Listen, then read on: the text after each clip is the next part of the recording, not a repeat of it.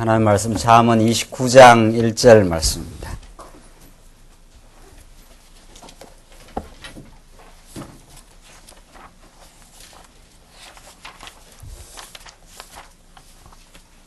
우리 하나님 말씀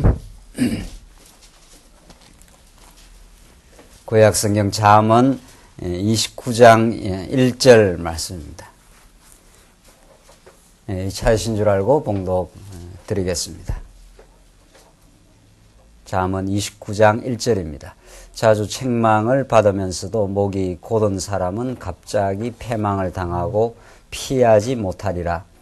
의인이 많아지면 백성이 즐거워하고 악인이 권세를 잡으면 백성이 탄식하느니라. 지혜를 사모하는 자는 아비를 즐겁게 하여도 창기를 사귀는 자는 재물을 없이 하느니라. 우선 3절까지 봉독 드렸습니다. 우리는 지금 잠언 말씀 이제 마지막 부분에 당도해 와 있는데 우리 여러 달 동안 수요 기도의 시간 이 잠언 말씀 통해서 얼마나 하나님이 주권적이신 분이신가 하는 것을 지금 우리가 확인해 가고 있습니다. 잠언에 대한 지난날 역사적으로도 그렇고 오늘날 현 시대도 마찬가지인데 잠언에 대한 말할 수 없는 그 곡해는 정말 아마 신학사적으로 이 잠언에 대한 오해만큼 하나님의 말씀이 오해된 적은 없었다. 이렇게 봐도 과언이 아닐 정도입니다. 이제 우리는 잠언 오늘과 다음 주간 정도 공부하면은 잠언 전체를 이제 마무리하게 되는데 잠언이 우리가 가르치는 바는 하나님께서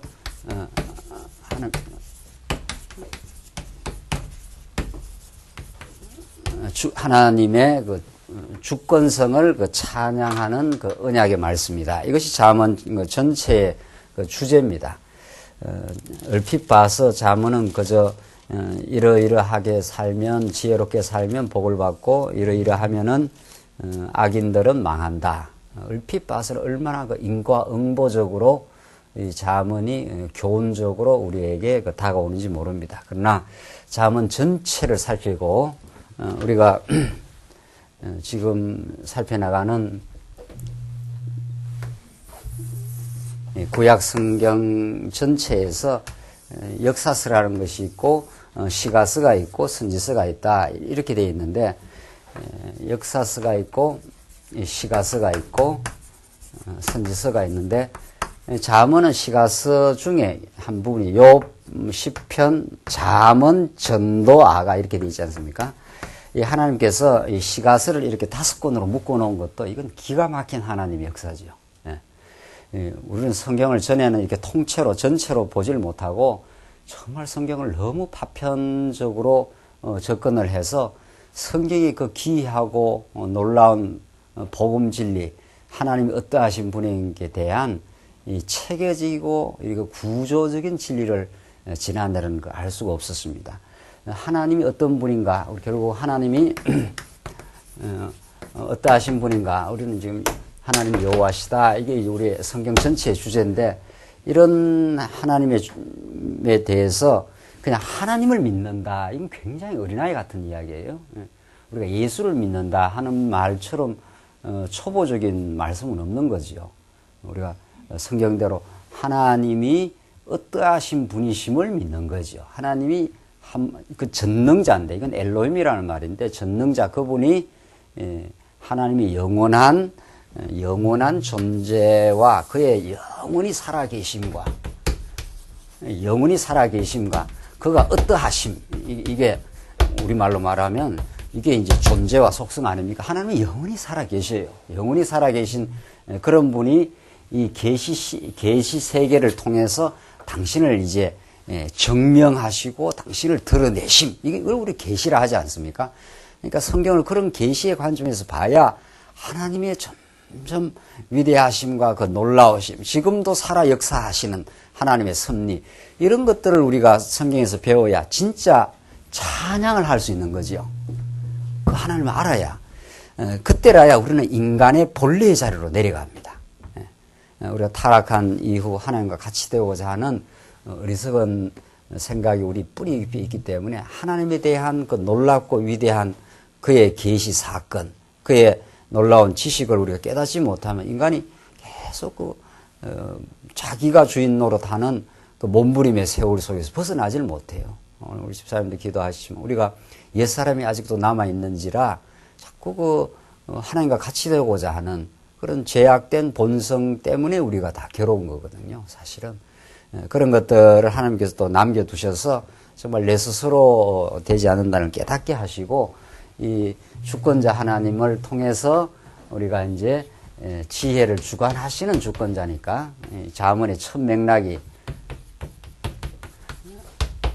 하나님이 지혜를 주셔야 하나님이 주권자임을 우리에게 깨닫게 하셔야 그때부터 왕가도 이루어지고 이 구약 맥락이 왕가도 이루어지고 나라도 다스려진다. 이게 잠언의 구조예요. 이 주제를 뒷받침하는 구조예요. 오늘 본문의 말씀은 이 부분의 한 부분을 지금 읽어 나가고 있거든요. 쫙 지금 공부를 해온 거 아니에요? 그래서 이 잠언을 공부한다. 어떤 이 부분을 공부해도 주제가 확 떠올라야 되고 이 주제를 뒷받침하고 있는 이 큰 구조가 우리의 사고에 잠언 전체를 끌어가는 그 흐름이라 이게 딱 들어와야 정말 하나님이 지혜를 주관하시는 분이구나. 이 어마어마한 이야기 아니에요? 우리가 지혜를 얻는 게 아니에요. 우리가 지혜를 획득하는 수 있는 존재가 아니에요. 하나님 내버려 두시면 우리는 스스로 지혜로울 수가 없어요. 그래서 지혜를 하나님께서 주관하셔서 왕가를 세우시고 나라를 다스려 가시는 주권자입니다. 이게 이제 잠언의 큰 흐름이란 말이죠. 그런 흐름을 지금 가르쳐 주는데 그런 역사 시가서는 역사서의 배경을 모르면은 이게 안 들어옵니다. 이게 들어오질 않아요.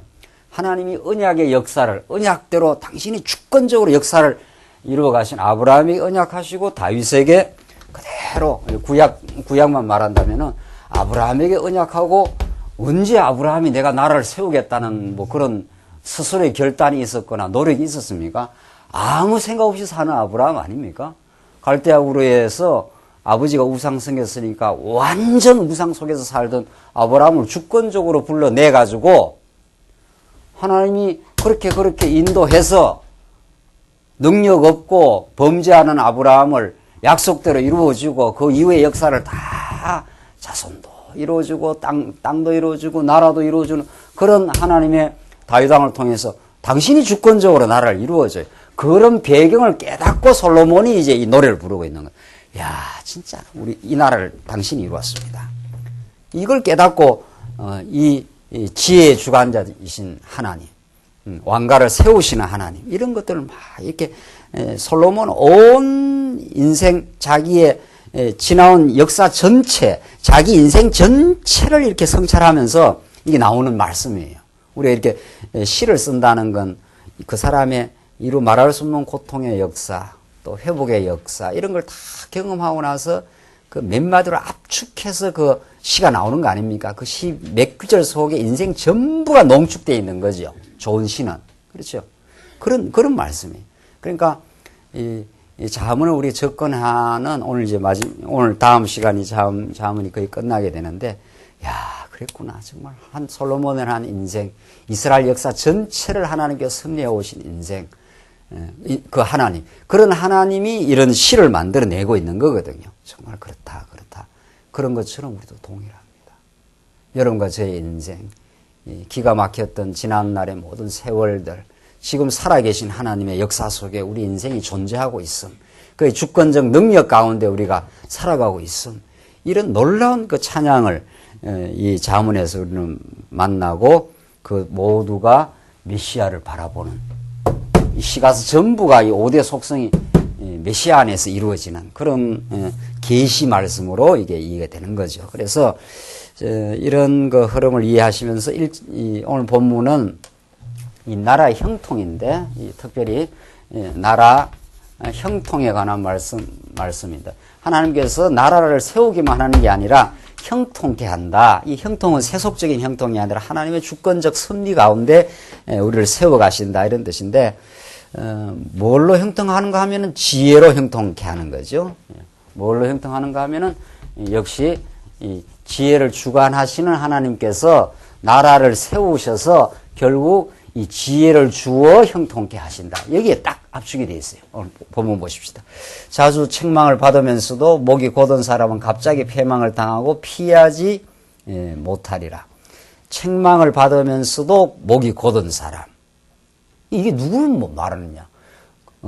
갑자기 패망을 당하고 피하지 못한다. 이런 본문을 역사 배경을 깔지 않고 자문이 쓰이고 있는 다윗, 솔로몬 이후에 르호보암, 솔로몬은 그 이전에 아버지 다윗을 통해서 섭리하신 그 놀라운 주권적인 하나님, 자기도 섭리하신 하나님, 자기도 하나님 잘 생겼다가 지혜를 달라고 해서 잘 생겼다가 왕창 무너지지 않습니까? 그래서 그 이후에 솔로몬 이후에 나라가 이제 깨지는 그 비극의 역사가 이제 시작이 되는데, 그러나 그 비극 속에서 지켜주신 하나님의 놀라운 은혜, 그걸 이제 솔로몬이 내다본 거죠. 그게 주권입니다. 하나님이 완전히 바닥도 치게 했다가 하나님의 능력으로도 붙들어 주셨다가 하는 그 모든 게 주권 아니에요. 우리의 원하는 대로 인생이 진행이 되지 않습니다. 우리는 타락한 인생은 내가 원하는 뭔대로 이렇게 인생이 돼야 되겠다. 그게 인생이 꿈꾼 꿈 아닙니까? 그걸 하나님이 무너뜨리고 하나님이 꿈꾸고 하나님이 주권적으로 계획한 대로 섭리하신다. 그걸 통해서 내 모든 것들은 때로는 무너져도 하나님이 세우시는 나라를, 하나님이 세우시는 왕가와 그의 나라, 이게 메시아의 나라입니다. 예수 그리스도 안에 우리를 두신 나라.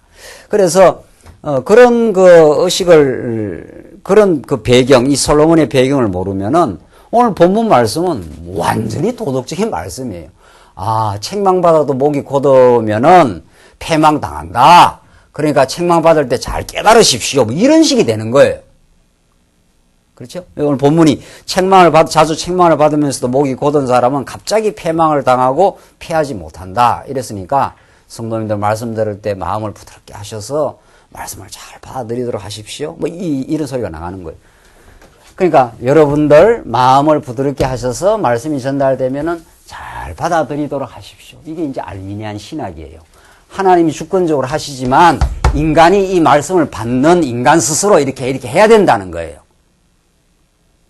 이게 뭐 다 보편화되어 있어요. 다 보편화되어 있다고요.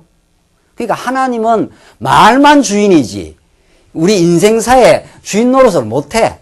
그렇죠? 하나님이 이렇게 말씀을 전하니까 내가 마음밭을 잘 갈아가지고 내가 잘 이렇게 받아들여야 됩니다. 오늘 본문이 책망을 받아도 목이 곧은 사람은 패망 당한다. 패망 안 당하려면 어떻게 된다는 거예요? 패망을 안 당하려면, 패망 안 당하면 내가 잘 해야 될 거 아니에요. 그 인과응보가 뭐 멀리 있지 않아요. 성경 가르친다고 하나님을 가르치는 게 아니고 성경 가르치면서 인과응보 사상, 내가 잘하면 복 받고 내가 못하면 안 된다 이 말 아닙니까? 그게 그냥 성경 가르치면서 그게 나간다니까요. 이 보통 문제입니까?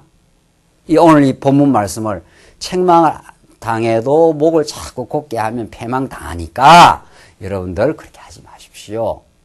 그 말이나 공자 맹자 말이나 뭐가 다릅니까? 여러분들 집에 가서 남편 잘 섬기고 자녀한테 잘 하십시오. 그렇게 잘못하면 안 됩니다. 이런 말 아닙니까? 공자 맹자가 그 말 아닙니까? 그렇죠? 우리들은 잘 하라는 말 아닙니까? 우리들은 잘 하라는 말이에요. 그 계시 말씀이 아니에요. 그런 걸 우리는 도덕이라 그래요. 성경이 계시라 하나님의 주권을 계시한다는 거는 인간들은 뭘 잘하라 말라 하는 게 아니고 인간이 잘할 수 있으면 잘해 살아버리지 뭐 우리가 예수를 믿나요? 그렇죠?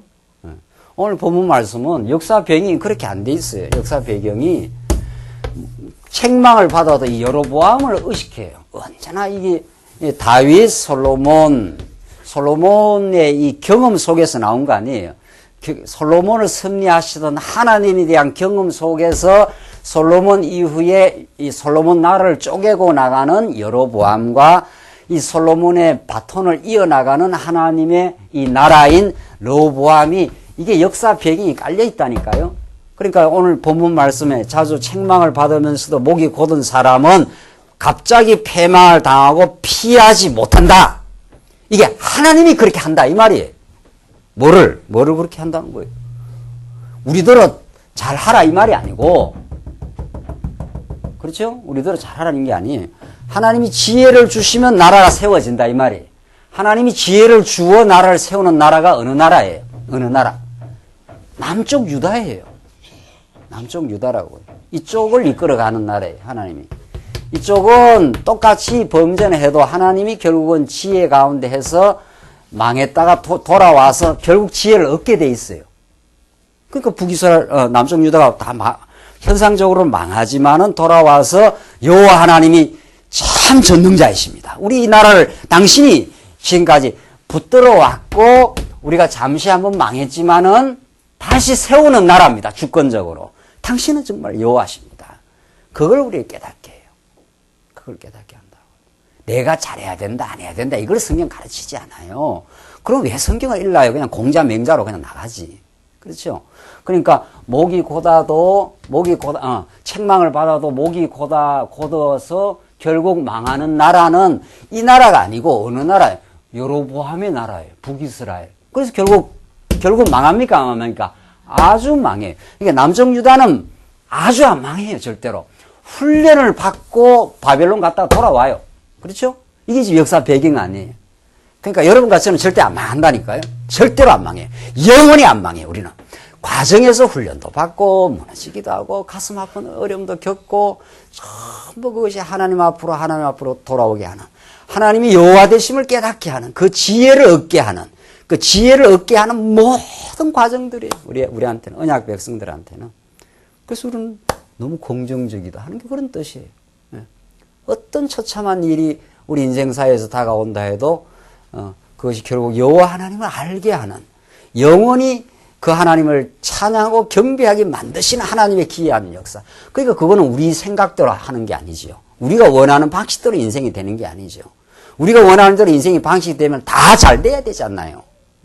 좋은 가문에서 태어나고 좋은 직장 가고 좋은 학교 가고 직장 가고 뭐 이렇게 돼야 되고요. 근데 인사가 그렇게 안 되거든요. 살다 보면은 말할 수는 오늘도 집사람하고 그런 이야기를 하고 나왔습니다만은 우리 성도님들 가운데도 이미 태어나면서부터 굉장히 어려운 가운데서 태어나서 지금 그 이야기를 들어 이 기가 막힌 가슴 아픈 이야기들.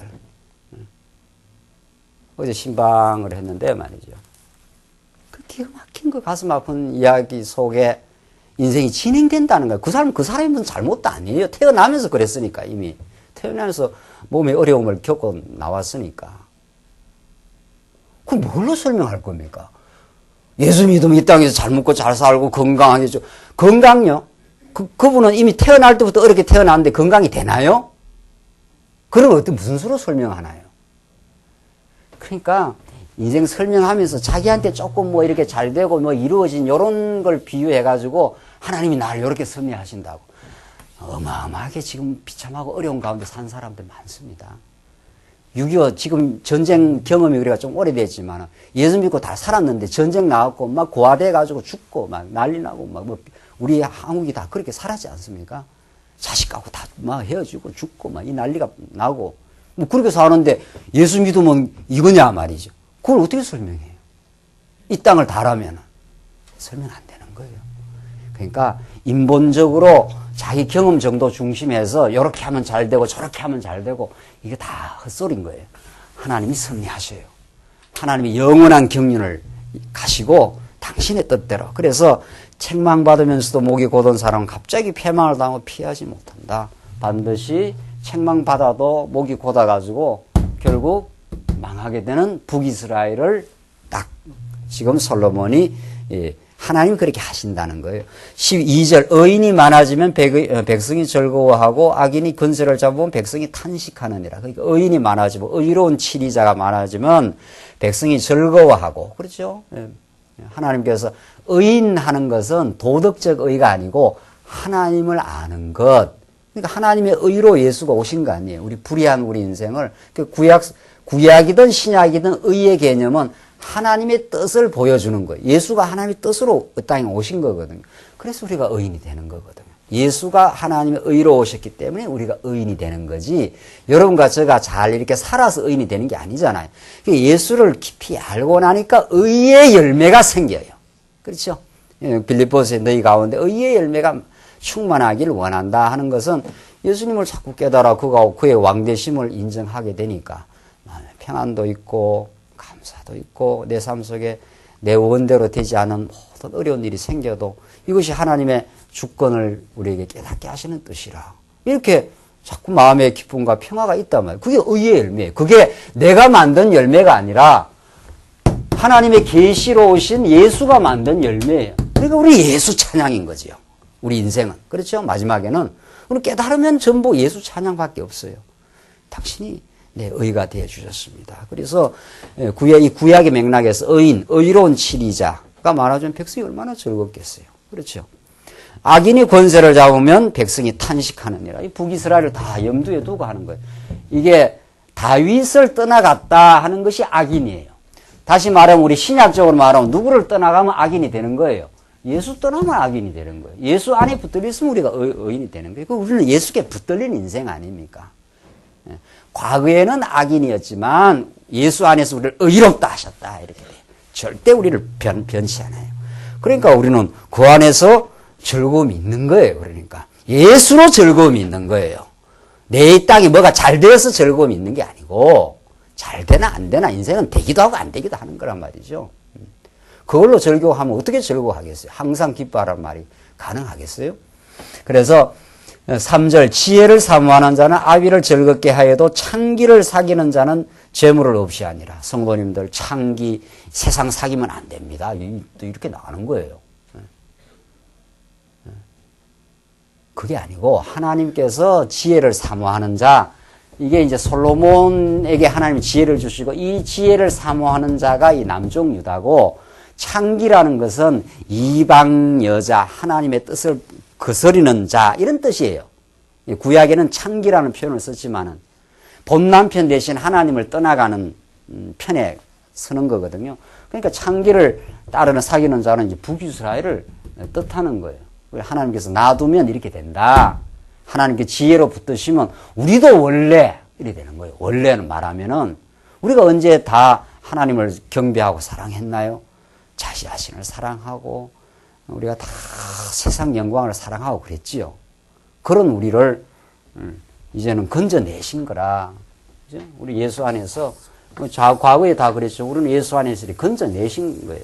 그러니까 우리를 이 언약 백성의 계보를 따라서 예수 안에 살도록 우리를 이제 인도하신 거죠. 그러니까 요 본문 말씀은 여러분들 창기 따라가지 마십시오. 뭐 이런 뜻이 아니에요. 그렇게 하는 게 아니고 창기를 사귀는 자는 재물을 없이 하니라. 하나님이 북이스라엘로 나가는 여로보암의 길로 가는 자들은 재물 없이 결국 망하게 된다. 하나님이 그렇게 내버려 두셔서 이탈 왕조를 멸망케 하시지만 남쪽 유다는 그럼 잘나서 이렇게 유지가 되느냐? 그게 아니라는 거예요. 그렇죠? 북이스라엘이 남쪽 유다가 북이스라엘보다 더 의로운 행동을 해서 있는 게 아니라 다윗에게 붙어 있어서 이 나라가 영원 무궁해진다. 이런 뜻입니다. 그러니까 여러분과 저는 어디에 있느냐가 중요해요. 우리가 우리 위치를 내 마음대로 이렇게 있고 저렇게 있고 하죠. 여기는 우선 예수 안에 있는 장소라 하시죠. 우리는 그러니까 사도 바울이 그리스도 예수 안에서 어떻게 해요? 우리를 은혜를 베푸시고 우리에게 복이 되게 하시고 모든 것을 합력하여 선을 이루시고. 그러니까 우리는 예수 밖에 있는 존재가 아니고 어디에 있는 거예요? 예수 안에 있게 그렇게 해준 거예요. 남쪽 유다를 여기에 붙어 있게 한 거예요.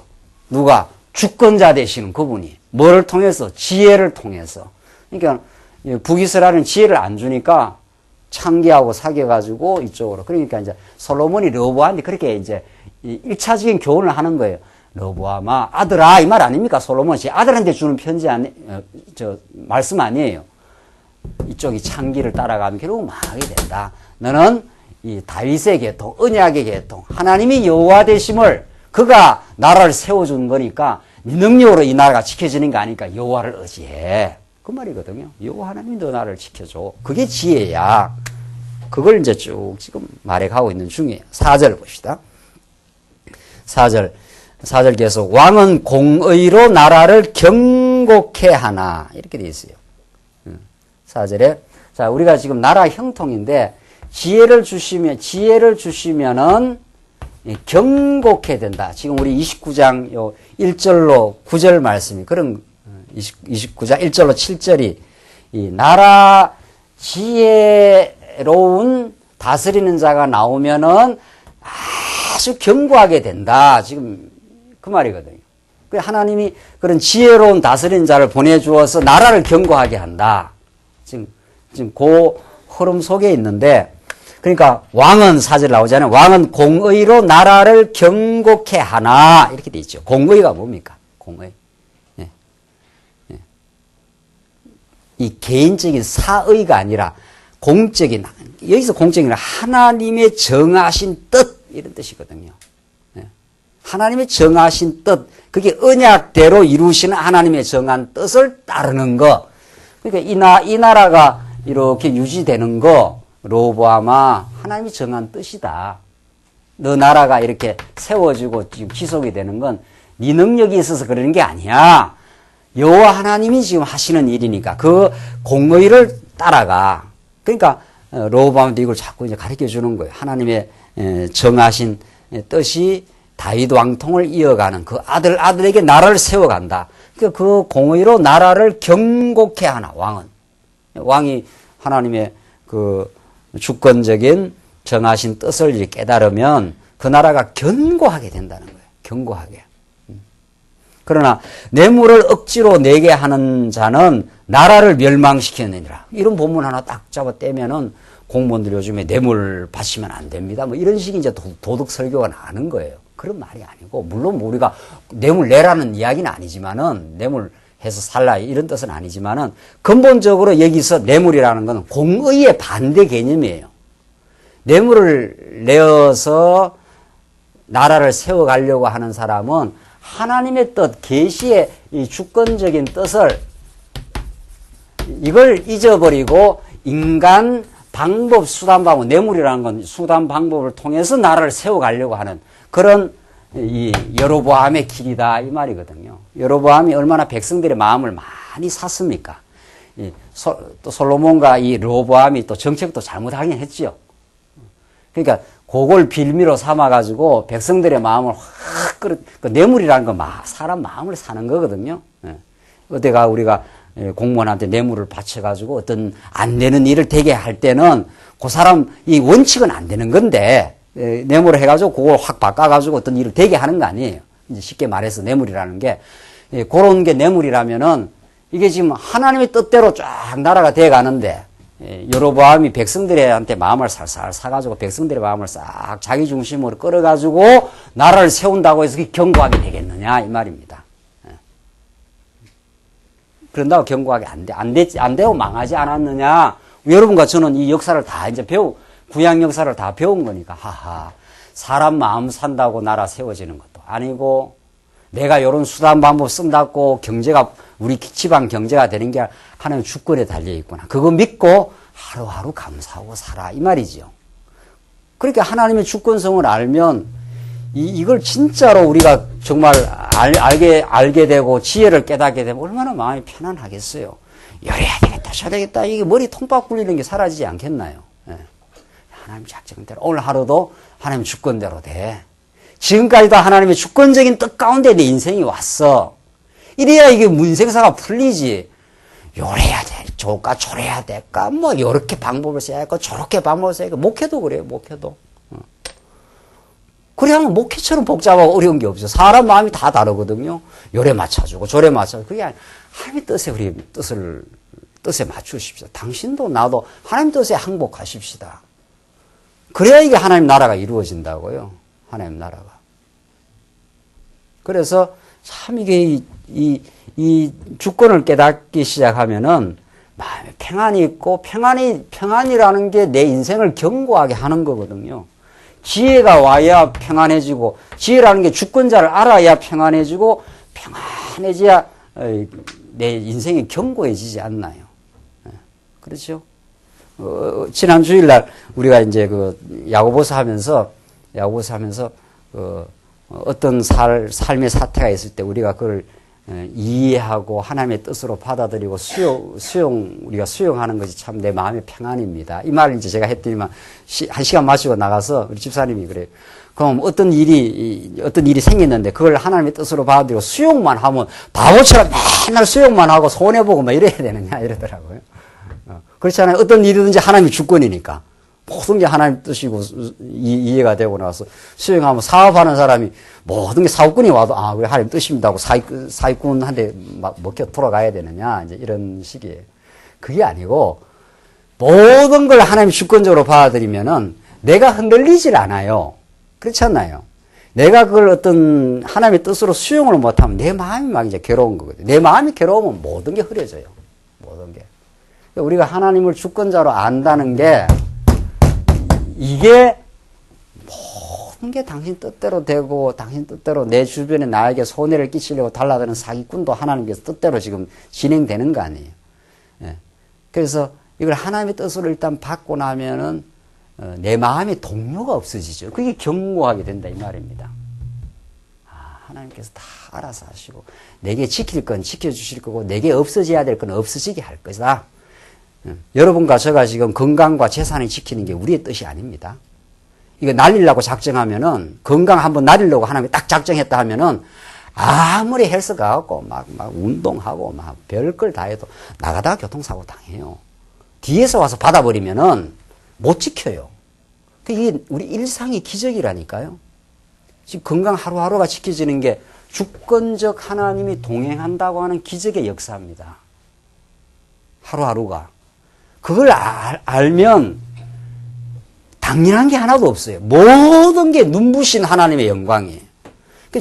지금 이 잠언서에서 주권자 되신 하나님에게 지혜를 아는 게 우리 인생을 견고하게 한다. 구약식으로 말하면 이 다윗 왕국을 견고하게 한다 이 말이거든요. 우리 신약식으로 말하면 예수 안에 살아가는 우리 인생과 우리 가정과 교회가 견고하다 이 말이거든요.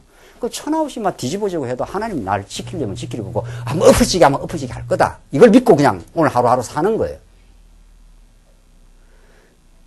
자, 그러니까 이게 사실은 날마다 하나님의 주권 속에 사는데 여기에 대한 지식이 없으면 지혜가 흐려지고 지혜가 흐려지면 내가 이제 마음이 흔들려요.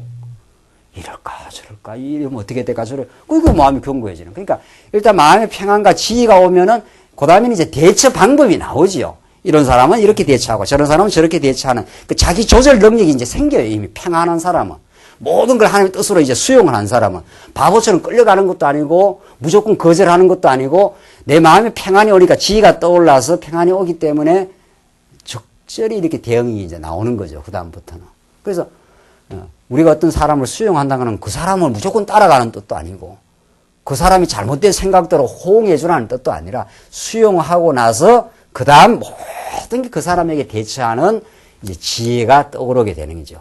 적당히 끊어줄 건 끊어주고 거리를 둘 건 둘 것이고 그렇게 되죠. 이 모든 게. 그게 지혜로 내 마음에 평안이 찾아와야 가능한 겁니다. 그러니까 여러분과 제가 평안을 잃어버리고 나면은 주권자를 잃어버리고 나면 평안이 자꾸 흔들려 버리기 때문에 그때부터는 계속 실수합니다. 그때부터.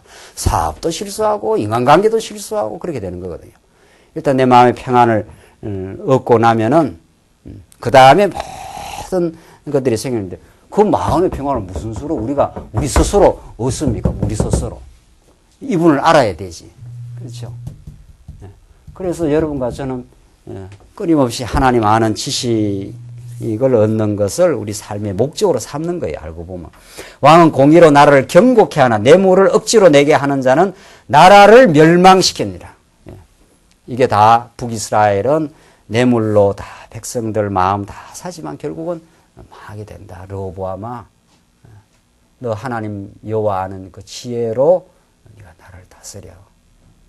수단 방법 쓰지 마. 그거 한다고 되는 게 아니야. 이런 지금 교훈인 거죠. 5절 이웃에게 아첨하는 것은 그의 발 앞에 그 거물을 치는 것이나 다 이 같은 맥락이에요. 6절 악인의 범죄하는 것은 스스로 올무가 되게 하는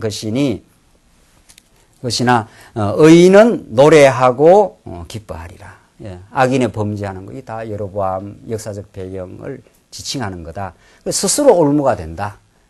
나라를 많이 큰 나라를 세웠다고 얼마나 좋아했습니까? 10지파 반이나 갖고 여기는 한 지파 반밖에 안 남았으니까. 그게 하나님의 주권적인 섭리라는 거죠. 하나님이 지켜가는 나라는 세력적으로 볼 때는 세력이 아주 약하게 되고 하나님이 멸망시키는 나라는 세력적으로 봐서 얼마나 백성들이 많아졌습니까? 그렇죠. 그러니까 이 북이스라엘이 막 성성장구하는 것처럼 했지 않나요? 예, 거기에 하나님의 무슨 뜻이 있는 게 아니거든요. 하나님의 약속된 그 사랑의 뜻은 오히려 한 지파, 유다 지파와 베냐민 반 지파 작은 나라가 되어버렸지 않나요? 이 나라가 견고한 거예요. 이 나라가. 이 세력이 많다고 하는 이 나라가 망할 나라가 된 거라니까요. 예.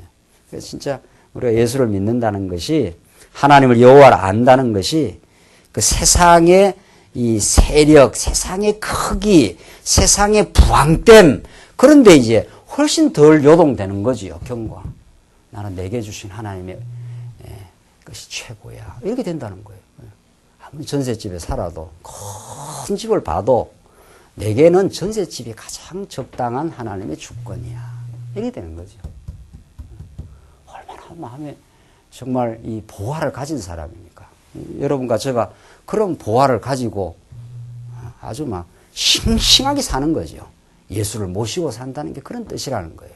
정말 그분이 주시는 뜻이 내한테는 최고야. 딱 그렇게 믿고 살기 때문에 예수를 의지한다. 하나님 여호와를 의지한다. 그 지혜로 산다는 게 그런 뜻이라는 거죠. 그러니까 의인은 노래하고 기뻐하느니라. 항상 기뻐한다는 게 그런 뜻이에요.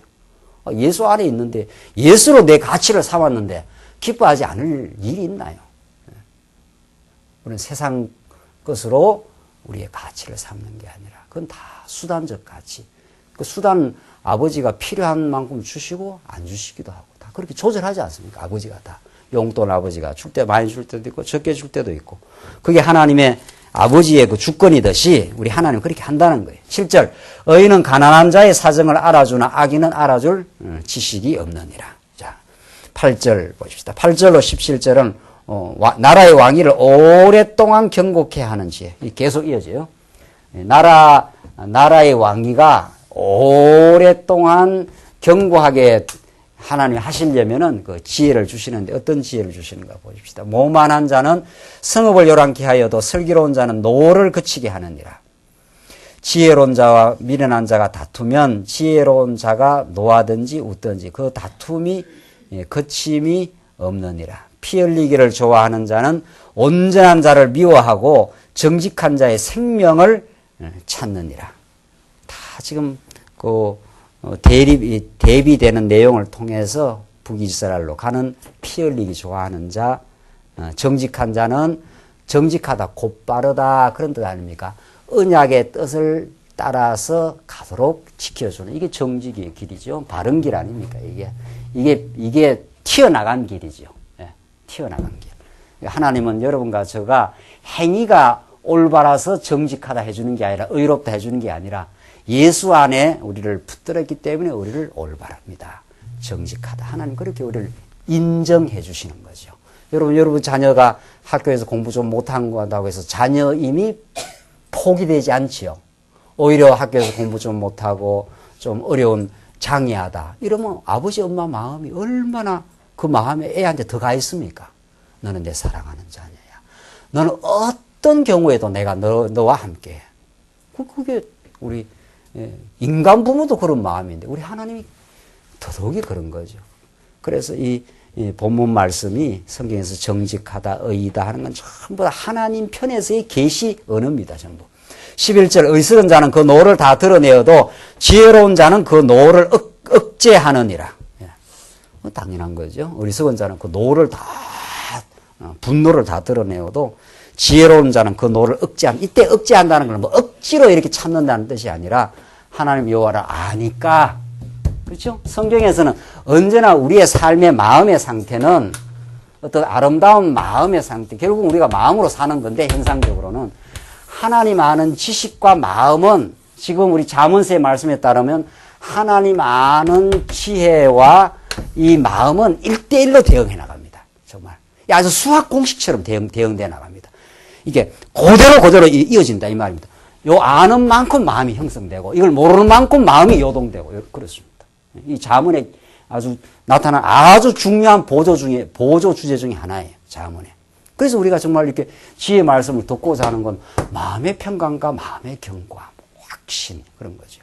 여호와 하나님을 주권자로 아니까 화가 나죠. 우리가 인간이 화가 안 날 수가 있겠습니까? 너희가 화를 내어도 저녁 밤새기까지 하지 말라. 그런 그 에베소의 말씀이 나오지 않습니까? 하루를 넘기지 말라 하는 것은 우리가 썩내고 인간의 본성상 안 나올 수가 있습니까? 나왔을 때 이 일을 누가 일으켰는가? 이렇게 생각해야 그 화가 이제 잠재워진다는 거죠. 저 사람이 나를 애매하게 고통을 줄 때 저 사람을 지금 누가 인도해 가는가? 그 인도해 가는 분이 무엇을 내게 만들어 주시려고 그러는가? 왜 이 일을 하나님께서 하시는가? 이게 우리 늘 하나님 앞에 묻는 질문이요 기도 아닙니까? 그럼 하나님이 내가 주권자야.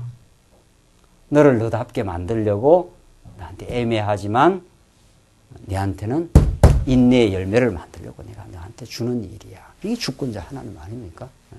그러니까 하나님 아는 지식 그것과 우리 마음은 그냥 1대1로 갑니다. 이걸 얼마나 깊이 넓게 정말 우리 삶 속에서 깨달아가느냐는 우리 마음의 상태를 하나님이 인도해요. 그러니까 억지로 하는 게 아니에요. 억지로 하면 그거 언젠가 다른 데로 터져 나가죠. 억지로 눌러놓으면.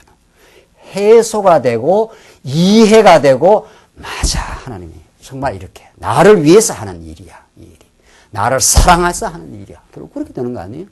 근데 우리가 지금 잠언 여기 주권성만 배우지만은 사실은 이게 시가서라는 게 전능성, 신실성, 주권성, 영원성, 자비성 이게 다 하나로 돌아가는 거예요. 잠언이 주권성을 더 부각을 시키지만 이 전체가 우리에게 가르쳐 주는 거거든요.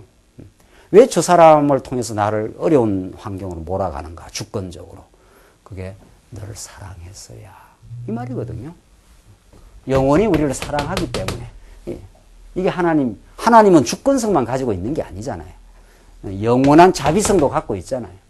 그렇게 우리가 딱 정리가 되는 거죠. 그때 이게 노가 풀려나가는 거죠. 12절 봅시다. 관원이 거짓말을 신청하면 그 하인은 다 악하니라. 가난한 자와 포악한 자가 섞여 살거니와 여호와께서는 그들의 눈에 빛을 주시느니라. 가난한 자와 포악한 자가 섞여 살지만 여호와께서는 그들의 눈에 빛을 주시느니라. 하나님께서 그 모든 어려운 삶 가운데서도 빛을 주시고 생명의 말씀을 주시고 지혜를 주시고 다 연결되는 거죠. 지혜라든가 빛이라든가 생명이라든가 우리가 다 어두움 가운데 살았던 우리에게 생명을 주시고 우리의 빛이 되어주셔서 우리가 과거에 악이었다는 걸 깨닫게 하시고 예수 안에서 빛된 자녀가 되게 하시고 다 하나님의 주권적인 은혜의 선물이니까. 그렇죠? 그래서 14절 왕이 가난한 자를 성실히 신원하면 그 위가 영원히 견고하리라. 이 구약의 이 가난한 자인데 우리 신약적으로 오면 예수 그리스도가 진짜 부유한 자 아닙니까? 하늘의 영광을 다 가지고 부유하신 그분이 우리를 위하여 가난하게 되시면 이때 경제적 개념의 가난함이 아니에요. 예수님이 부유하신 그분이 우리를 위해서 가난하게 되시면 가난한 자로 하여금 우리를 부유케 하려 하십니다. 이때 가난과 부유가 다 계시적 개념이란 말이죠. 하나님과 관련된 개념이 하나님을 아는 게 부유함이요. 하나님을 모르는 게 가난함이에요. 그렇죠? 그러니까 이 가난, 이 부유 이게 하나님을 가르쳐주는 그 성경에 나오는 모든 개념, 언어들이 다 하나님과 연관이 되어 있는 개념이죠. 타락하여 우리 인생이 얼마나 가난하다는 걸 가지고 있는 게 없다 이 말 아닙니까? 그러니까 결결되지 우리가. 탐욕이라는 건 가난에서 나오는 거거든요. 내가 안 가지고 있다고 생각하니까 막 계속 가지고 가자는 그 탐욕의 본능에 우리가 시달리지 않습니까? 그러나 예수 안에서 내가 부유하다 이런 사람은 만족해요. 그게 지혜라고요. 부족한 거 있습니까? 한번 물어봐야 돌아가면서. 이 우주를 만드신 그분을 아버지로 모시면 다 가지고 있는 거지요. 논리적으로는 맞지요. 논리적으로 맞는데 집에 가면 감성적으로 잘 안 받아들여서 그렇지. 또 딴 게 자꾸 들어오고 이래서 그렇지. 이 우주를 만드시고 지금도 섭리하시는 하나님을 우리가 누구로 모시고 있어요? 아버지로 모시고. 아버지께 다 내 거 아니에요. 우리가 상속자 아니에요. 근데 자꾸 그 하나님의 그 영적인 부요함은 안 들어오고 이 현실이 자꾸 들어오니까 이제 문제죠. 그 현실을 잡아 삼키는 지혜입니다. 이 지혜. 우리가 현실을 안 사는 게 아니고 현실을 살아요. 그걸 이렇게 잡아 삼키는 힘이 이 지혜라는 거죠. 그러니까 이 왕이 가난한 자를 성실히 신원하면 그 위가 영원히 견고하다. 로보암아, 너 삶 가운데 가난한 사람이 있을 거야. 그들을 잘 신원해줘. 그의 원통함을 풀어줘. 그래서 다 더불어 잘 살도록 해줘. 왕이 하는 일이에요. 왕이 잘 통치한다는 거는 우리도 우리잖아요. 이 땅이 빈부격차가 너무 심하면은 이 나라가 잘 사는 선진국가가 아니거든요. 너무 가난한 사람과 이제 경제적으로 말한다면은 너무 가난한 사람이 많으면 이 사람들이 불만과 사회에 대한 원망이 많고 이 나라가 뒤집어질 가능성이 있잖아요. 그러니까 좋은 통치자라는 것은 좀 여유 있는 사람들이 가난한 사람들의 사회 보장 제도를 위해서 좀 세금을 낸다든가 뭐 이렇게 해서 너무 살기가 힘들지 않도록 그렇게 하면 이게 잘 사는 선진국가가 되는 거 아니에요. 선진국가는 게 사회보장제도가 잘 돼 있고 사회보장제도를 하려니까 세금을 이렇게 걷어가지고 사람들이 자기가 일하나서 더 많은 세금을 내는 것을 막 기꺼이 내지 않습니까? 그러면은 더불어 너무 생존의 위협을 받지 않고 살면 그런 나라가 좀 선진국이듯이 이 교회가 그런 곳이에요. 교회가 우리가 복음을 깨달아 왜 복음을 자꾸 전파하는가? 내가 얼마나 과거에 가난한 인생이었는가? 정말 하나님 없는 인생. 그래서 탐욕 가운데 살았던 인생. 가난하다는 건 딴 말로 말하면 이게 탐욕 아닙니까? 탐욕. 내가 없다고 생각하니까 계속 욕망에 시달리는 거예요. 내가 부여함을 깨달으면 뭔 탐욕이 있겠어요? 만족이 있죠. 그렇지 않나요? 이게 부요함이 있으면 여기에 따라 나오는 게 만족 아닙니까? 하나님은 우리를 지난날 가난한 죄악 가운데 몸부림의 세월을 경험도 시키지만 주권적으로 그래서 애굽 400년 종살이에서 막 우상 섬기고 온갖 몸부림의 세월을 하다가 하나님이 약속하신 대로 건져내어서 가나안 땅 부여한다. 너희들 젖과 꿀이 흐른다. 너희가 심지 않는 땅 그 나라로 인도해 간다. 그런 가나안 땅을 주시듯이 예수 그리스도 안에서 우리 하여금 부요케 하신다. 그게 오늘 본문이 왕이 가난한 자를 성실히 신원하면 그 위가 영원히 견고하리라. 이런 구약적 표현은 장차 우리의 왕중왕이 되신 예수 그리스도가 우리를 진짜 부유한 인생이다 하는 걸 깨닫게 해서 우리는 견고한 그런 인생. 그게 나라를 다스리시는 주권자 하나님.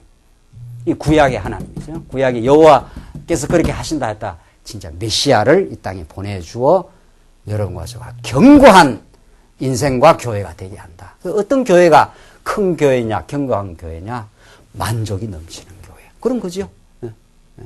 막 새벽기도 나와서 깍대고 지금도 막 더 주시옵소서 하면 그게 이제 교회가 어린 교회예요. 그렇죠. 참 감사합니다. 기도할 때마다 하나님 감사합니다. 오늘 우리 주신 것으로 참 감사합니다. 오늘 하루하루 살아가는 것이 하나님의 기적 속에서 합니다. 당신의 주권적 손길 가운데 오늘 건강과 오늘 삶이 존재합니다. 오늘 말씀 들을 수 있어서 감사하고 오늘 사랑하는 성도들이 있어서 내가 섬길 대상이 있어서 감사하고 그게 다 풍요를 느끼는 사람들의 그 삶에 이렇게 생깁니다. 내가 오늘 교회 가는 것도 누구를 만나서 오늘 이 말씀 같이 듣자고 가자고 해야지. 이게 다 부유함을 누리는 인생들 아닙니까? 가난한 인생, 아직도 덜 채운 탐욕에 시달려서 늘 이 사람은 나눠줄 게 하나도 없어요. 이 사람은 나눠줄 게 너무 많아요. 사도 바울은 내가 아무것도 가지고 있지 않는 자 같으나 모든 것을 가진 자라. 내가 가난한 자 같으나 내가 부유한 자라. 여러분과 제가 예수로 풍요해지고 부유해지는 게 이걸 하나님께서 만들어 가시는 놀라운 섭리입니다. 좀 쉬었다 하시죠.